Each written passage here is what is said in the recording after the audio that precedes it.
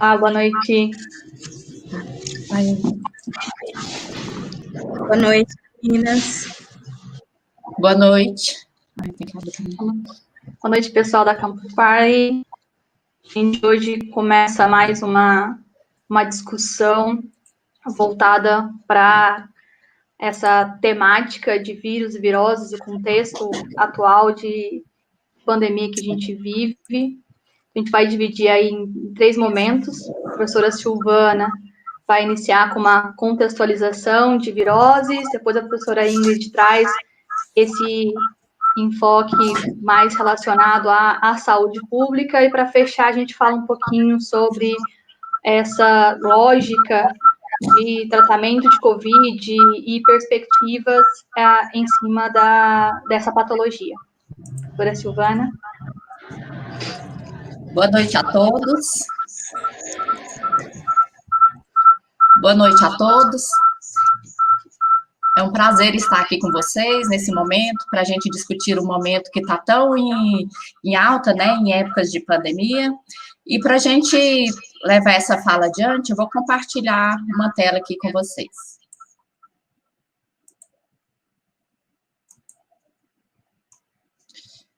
Estão me vendo? Estão vendo a tela?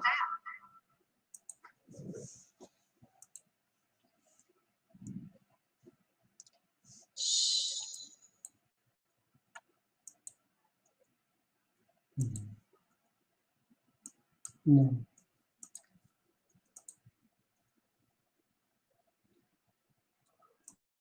Não.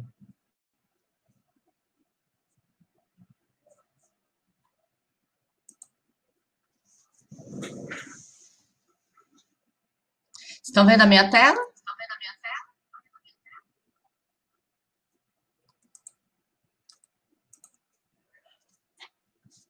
Eu vou saber.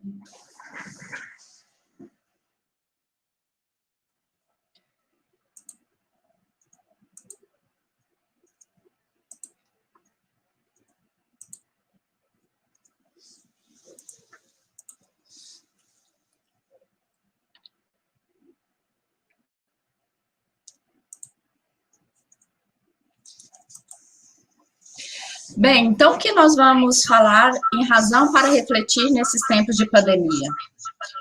Vírus e viroses. Como eu já fui apresentada, eu sou a professora Silvana Barbosa Santiago. E nós sabemos que as doenças infecciosas estão presentes desde o primórdio da humanidade. Desde a época de 1490, ocorreu o que nós chamamos de unificação microbiana, com a conquista do velho mundo pelo novo mundo, onde na América não existia sífilis, não existia varíola, rubéola, e muitas doenças que foram do novo mundo aqui das Américas foram levadas tanto para a Europa quanto para a Eurásia. Ainda vivemos um momento de transição epidemiológica no começo do século XIX, no qual ocorreu um processo que nós chamamos de transição demográfica, e também a transição epidemiológica. Toda essa transição, ela nos veio a dizer, será que essa troca de doenças infecciosas por doenças crônicas não transmissíveis fez com que a gente tivesse a esperança de um mundo sem epidemias e pandemias? Então, essa é a primeira questão que eu trago para refletir para vocês. Essa mudança de índice de mortalidade por doença infecciosa para doenças não infecciosas trouxe essa falsa esperança de um mundo sem epidemias e pandemias? Uma outra questão relacionada ao vírus. Os vírus são parasitas intracelulares obrigatórios, constituído basicamente de material genético e proteínas, e o SARS-CoV, ele aqui é um vírus envelopado, no qual, no envelope viral, nós temos essa proteína que é chamada de proteína spike, ou proteína S, e vai ser essa proteína que vai fazer a fusão com receptores de angiotensinogênio 2, da enzima conversora de angiotensinogênio 2, na membrana plasmática das células do hospedeiro. Essa membrana, ela está presente tanto nas veias quanto nas artérias de todos os órgãos do nosso corpo, mas ela está numa densidade mais alta, tanto no pulmão quanto no trato respiratório. Então, sabendo que os vírus estão presentes na face da Terra há 4 bilhões de anos, eles foram desenvolvendo mecanismos para se replicar. O vírus, não importa se ele vai prejudicar o hospedeiro ou não. Ele é um parasita intracelular obrigatório, no qual, a partir dessa fusão aqui, ele vai combinar, vai manipular a célula a fazer com que ocorra a replicação do seu material genético, ele vai comandar a célula a produzir suas proteínas virais. Então, numa parte da célula é produzido material genético e na outra a produção viral. Depois ocorre a montagem do vírus e vai sair a liberação de novas partículas virais para infectar novas células. E o que já sabemos do SARS-CoV? Que dentre os coronavírus, ele é o que tem o maior poder debilitante. E o que a gente precisa saber ainda? Uma questão para refletir e para os pesquisadores estão atrás. Como exatamente ele mata? Será que é por efeito citolítico do vírus ou pela tempestade de citocinas?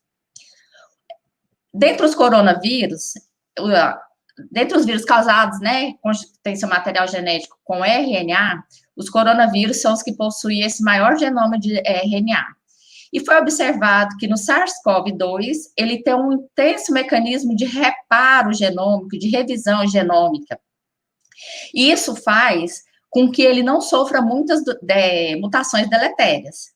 Então, será que esse vírus, ele vai evoluir para algo mais letal ou menos letal? Será que já existem outros vírus aí na natureza evoluindo para essa letalidade ou não?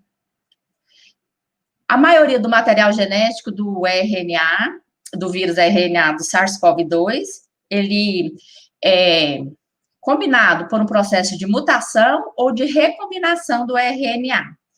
Será que foi essa recombinação que fez com que o vírus quebrasse essa barreira interespécie?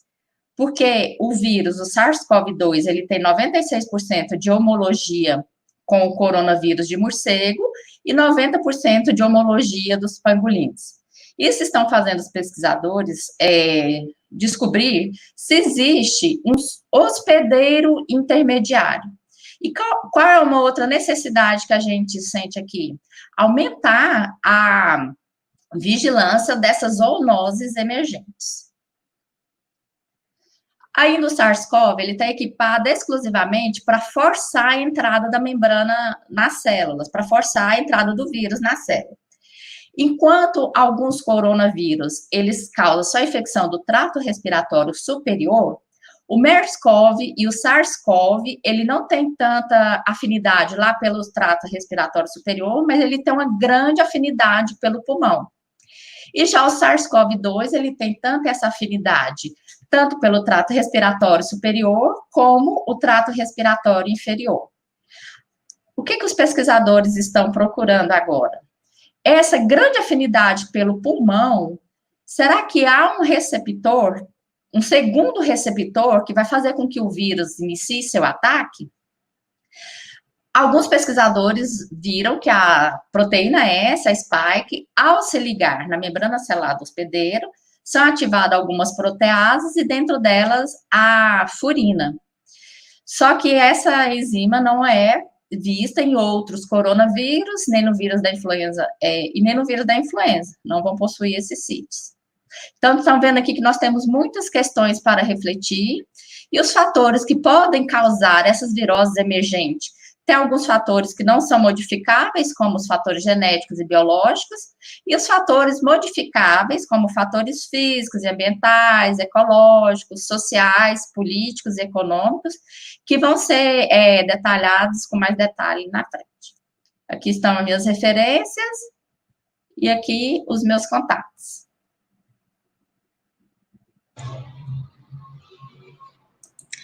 Boa noite a todos. Eu sou a Ingrid, Sou enfermeira, especialista em infectologia clínica, né, e docente pesquisadora do Instituto Federal de Goiás, do campus Goiânia-Oeste. E aí, puxando o link, né, pelo que a minha colega falou, da Silvana, né, eu vou tentar trazer uma pequena reflexão do que a gente precisa refletir sobre o papel do SUS como elemento central no enfrentamento de uma pandemia. Da mesma forma que os humanos se espalharam pelo mundo, né, as doenças também. De forma que surtos e epidemias, elas são constantes, embora muitas não cheguem ao nível de pandemia como da Covid-19. Em especial, as infecções virais, elas têm como força motriz, como uma alavanca, o aumento das interações sociais, o aumento das conexões e das inter-relações globais. E com isso, a gente acelera esse processo. Só que é importante também a gente refletir qual que era o panorama, né, qual que era o perfil epidemiológico brasileiro antes do SUS. Antes do SUS, vivíamos uma situação onde a vigilância em saúde ela não era estabelecida, onde o controle e a prevenção de pandemias e viroses emergentes e reemergentes eram precários, muitas das vezes não conseguiam abarcar e abranger a complexidade territorial, e quando isso se estabelecer era de uma maneira ainda muito limitada, incipiente, e aí conforme a estruturação do sistema e com a articulação das redes, a gente começa a ter um desenvolvimento, uma consolidação dos sistemas, né, voltados para a redução da mortalidade por doenças transmissíveis.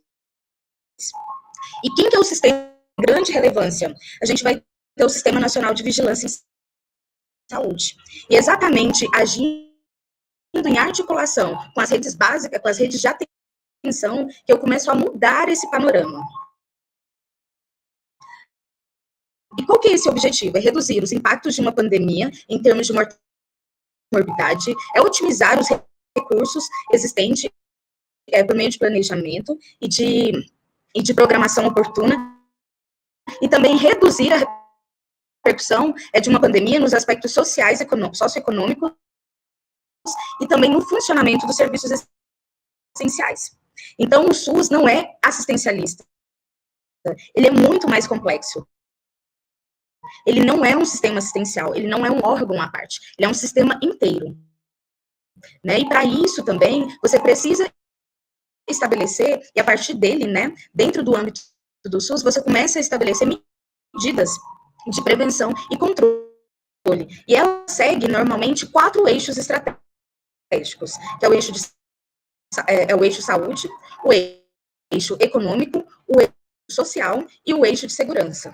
Quando a gente fala no eixo de saúde, que neste momento, os nossos olhos estão voltados para ele, nós temos que pensar em fluxo de pessoas, temos que pensar no fluxo da assistência, na triagem, equipamentos e insumos, no monitoramento, de que forma que são estabelecidos exames, testes, pesquisas, né?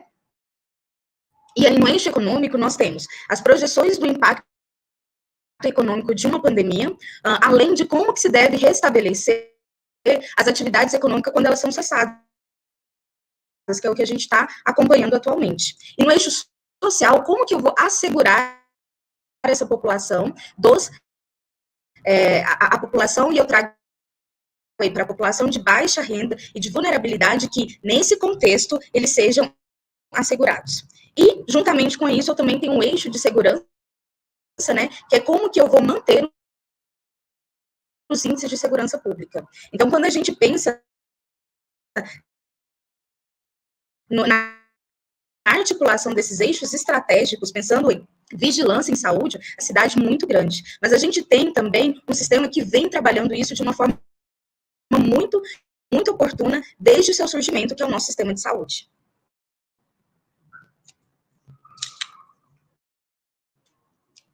Obrigada, professora Ingrid.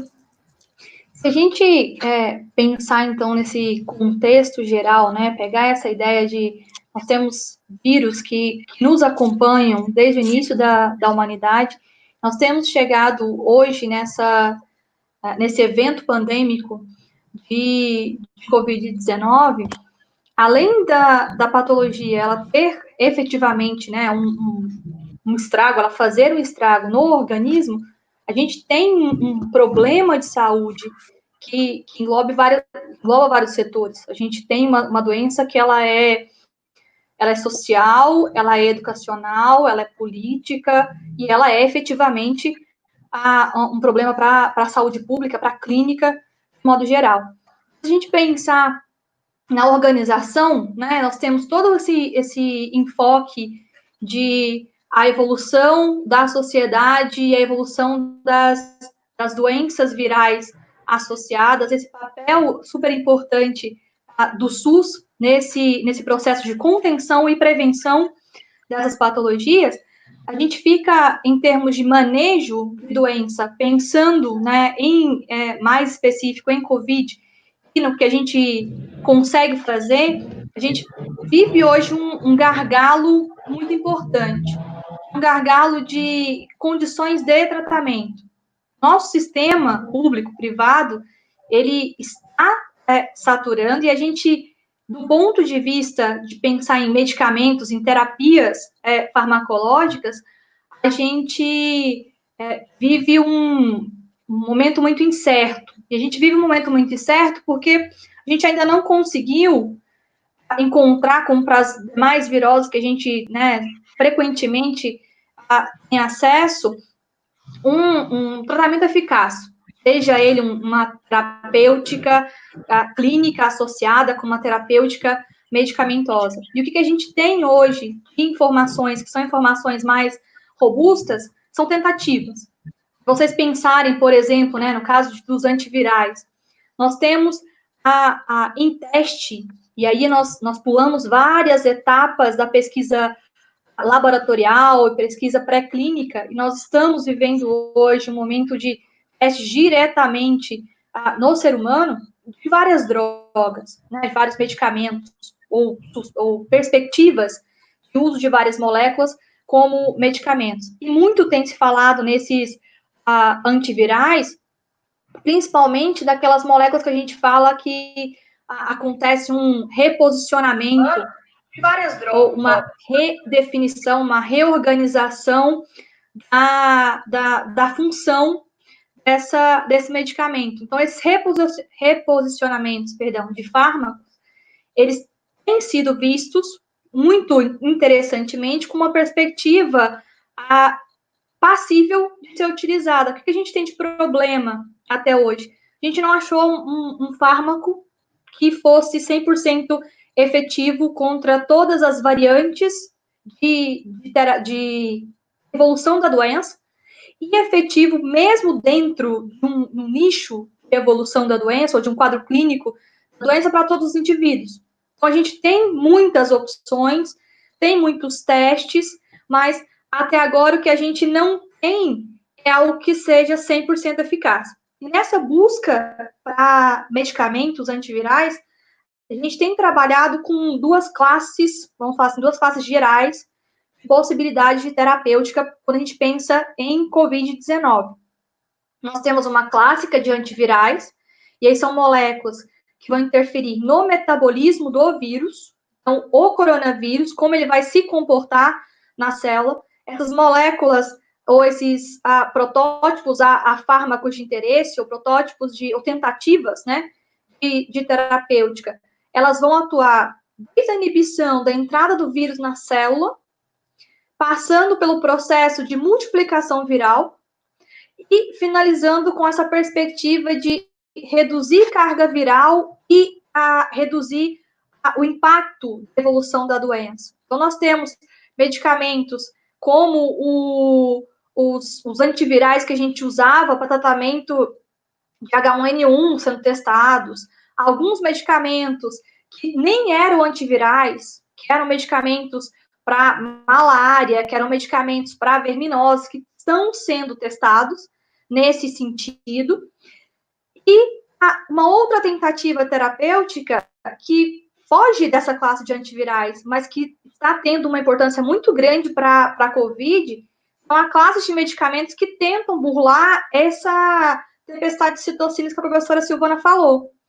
E a tempestade de citocinas, ela é uma resposta imunológica do organismo, exagerada, ela passa muito perto de uma resposta alérgica, então você tem uma resposta mais do que necessário, e você deixa de ter uma resposta que contribuiria para a eliminação do vírus, você começa a ter efeitos colaterais, efeitos não desejados dessa resposta, desse excesso de inflamação que acontece. Então, nós temos, em termos de tratamento, essas duas linhas de tratamento. Só que, até a gente conseguir achar um fármaco que seja esse 100% efetivo para todos os indivíduos e para todas as variantes clínicas dessa doença, a gente vai perder muito em termos de manejo da doença. Então, qual seria a ideal perspectiva? A gente conseguir fazer, né, desenvolver alguma vacina, imunize a população, e aí eu não tenho o desenvolvimento da doença. Aí vai dar tempo para daqui 5, 10 anos, que é o tempo médio, né, para a gente conseguir desenvolver um medicamento, ele tem um medicamento que seja 100% efetivo ou 90% efetivo nesses casos, mas o ideal seria vacinas. E a gente está numa corrida contra o tempo para a produção de vacinas. Nós pulamos várias etapas de uma produção de vacinas que, para quem, né, ainda não sabe, vacina a gente vai gastar aí de 15 a 20 anos para produzir a vacina e ela chegar no mercado. A gente tem que fazer testes laboratoriais, a gente tem que fazer testes em animais, depois que a gente consegue fazer esses testes em escala pré-clínica, não humana, a gente começa essa fase de testes em humanos. O que foi feito por esse excesso, né, de demanda e por essa necessidade urgente por conta de uma pandemia? A gente pulou toda essa etapa. Então, a gente tem uma previsão aí de vacinas sendo liberadas daqui a um ano e meio. Se tudo der muito certo, daqui a um ano, distribuição de vacina, ou início de distribuição de vacina em dezembro, janeiro do próximo ano. Só que, para isso, a gente pulou várias etapas e a gente tem, hoje, uma força-tarefa para a produção dessas vacinas. E a gente tem uma variedade de possibilidades dentro dessa lógica biotecnológica para a produção de vacinas. Nós temos vacinas sendo produzidas com vírus enfraquecido ou inativado. Então, você usa processos de biologia molecular para causar mutações no material genético e deixar esse vírus não infectante ou, né, não capaz de desenvolver a doença, por isso enfraquecido. Ele consegue até entrar na célula, mas ele não vai conseguir causar doença, vai demorar muito tempo. Ou inativado, processos químicos e físicos, e aí, nesse caso, a gente tem um vírus que ele não tem capacidade de divisão celular, mas nos dois casos, nosso sistema imunológico consegue reagir contra e a gente consegue garantir a imunidade. Nós temos vacinas sendo feitas do material genético do vírus, um fragmento de RNA do vírus sendo o alvo, né, para o desenvolvimento dessa imunidade no corpo humano. E nós temos vacinas com partículas proteicas, principalmente aquela proteína que a professora Silvana falou, a proteína espiã, que é a proteína spike, que é a proteína que ele usa para fazer a fusão na célula, e partículas que eles chamam de VLP, ou partículas semelhante a vírus, que são uma partícula que ela é mimética, ela tem a estrutura semelhante ao vírus, as proteínas externas são as mesmas proteínas, né, do vírus, só que ela não tem capacidade infectiva. Então, nesses dois casos, a gente teria possibilidade de utilização de fragmentos proteicos ou, né, uma estrutura proteica mais organizada para a sensibilização. É o que hoje nós temos testes acontecendo em todos os locais do mundo. No Brasil, a gente tem 2 testes acontecendo, uma vacina de Oxford e uma vacina de um grupo chinês, que está em fase clínica. Nós temos 3 fases clínicas, ela já está na fase clínica 2, e a perspectiva de funcionar até uma fase clínica 3 nos dá uma certa tranquilidade para pensar, por exemplo, em uma possibilidade de vacina até o final do ano. Mas, pensando que tudo dê certo, tudo funcione, que ela tenha mais efeitos benéficos do que efeitos colaterais. Acho que a nossa ideia nesse painel era realmente trazer para vocês essa lógica e essa dinâmica de que a gente convive com viroses desde o início e ainda vamos conviver com muitas outras viroses. A questão é o quão mais grave elas vão se tornando à medida que a gente vai, né, tendo variações e fazendo essa transposição dessas viroses de uma espécie para outra, e quais os cuidados que, a partir de agora, a partir dessa pandemia, a gente vai começar a ter de buscar verificar o que pode acontecer daqui a algum tempo para evitar uma outra, né, leva pandêmica como essa. Se as meninas quiserem concluir mais alguma coisa, se vocês quiserem fazer perguntas no chat, por favor, a gente tem um tempinho ainda para responder alguma pergunta. E até mesmo, né, Carla, de como que o nosso sistema de saúde, ele vai também se reorganizar e se reestruturar para fazer o enfrentamento dessas pandemias. Né? Então, a gente também está vendo aí hoje que muitas dessas estratégias, tanto da vigilância quanto do monitoramento, está exatamente voltada para hoje esse contexto da Covid, mas não é a primeira pandemia que a gente enfrenta, e não será a última, né? E de que forma que isso não pode fragilizar o SUS, e sim fortalecê-lo, né? Fortalecer não só o sistema como um todo, mas também fortalecer desde a base, desde a atenção primária, para que para que não haja, né, o sobrecarregamento hoje na alta complexidade ali, e a gente ter exatamente um caos na parte de hospitalização que a gente tem num contexto de pandemia. Perfeito. Professora Silvana? Em relação ao material genético do coronavírus, ainda não foi evidenciado nenhuma parte que possa fazer com que ele se torne mais leve, que é uma esperança da sociedade, né? Que ao longo dos anos ele vai ficando enfraquecido e vai se tornando mais leve. Ainda não existem evidências que mostram isso.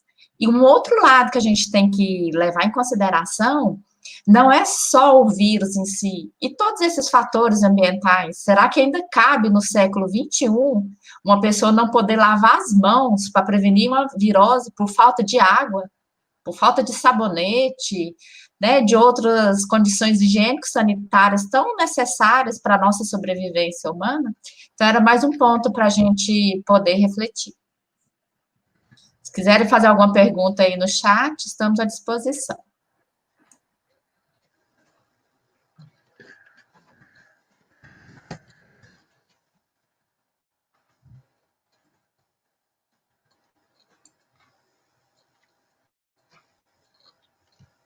Gente, eu acho que o objetivo desse painel era passar para vocês um pouquinho dessa visão mais holística do processo. A gente tem sido bombardeado a todo tempo com essas informações sobre Covid, tem se tornado o principal, né, foco de discussão de todos, acho que nos últimos 3 meses. E uma pergunta aqui da Emília Félix: distribuição das vacinas pode ser feita com eficiência pelo SUS ou vai ser necessário usar um sistema de saúde privado? Eu acho que antes de pensar em distribuição, a gente tem que pensar em como é que a gente vai conseguir produzir, tá?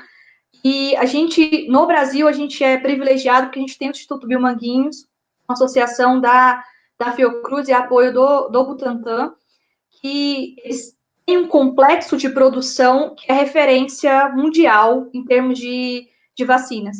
E a gente tem a mesma base estrutural tecnológica da vacina que está sendo testada em Oxford. Então, a gente teria uma facilidade maior de produção. A gente consegue manter uma taxa de produção, aí a gente consegue fazer essa distribuição via SUS de forma eficiente. O problema é a nossa produção em termos de saúde pública, né, em termos de biomanguinhos e todo o processo, se ela vai ser suficiente para suprir a demanda.